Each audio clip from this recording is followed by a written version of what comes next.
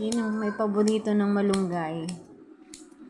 Alam nyo ba, ang malunggay ay tinawag na superfood dahil napakarami nitong vitamins, minerals, micronutrients, calcium, iron, vitamin D,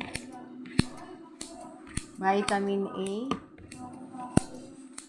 Kailangan nating gupitin at ma-penetrate natin yung sustansya by cutting these leaves bago natin lutuin.